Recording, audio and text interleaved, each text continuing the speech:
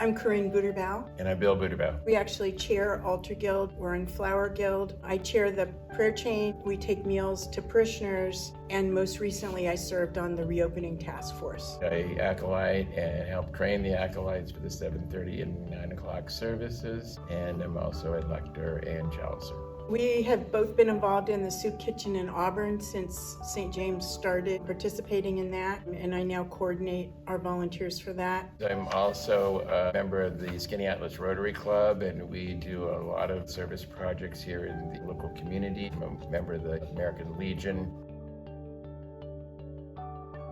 I've never felt a jolt where I was making a big difference. That's why Mother Teresa's words, not all of us can do great things, but we can do small things with great love, really resonates with me.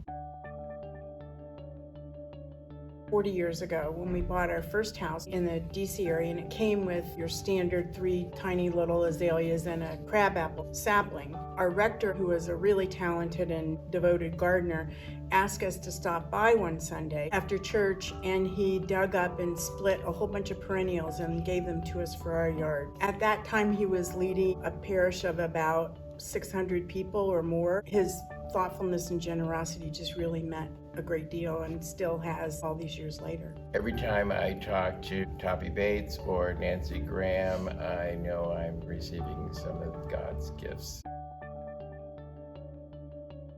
A sense of belonging, family, and a platform to serve. Both a wonderful and beautiful sanctuary, and shares a lot of my values, which are to primarily treat other people the way you want to be treated.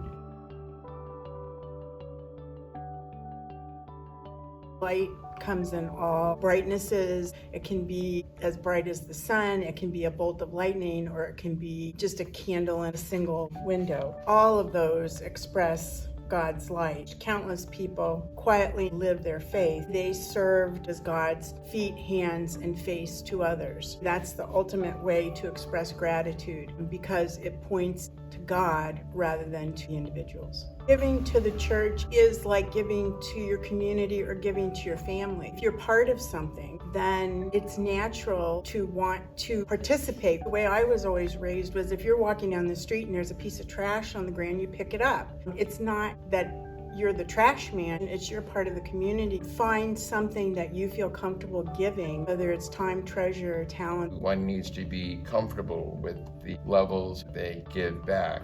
So the church has someone that is rewarding their community by being at their best.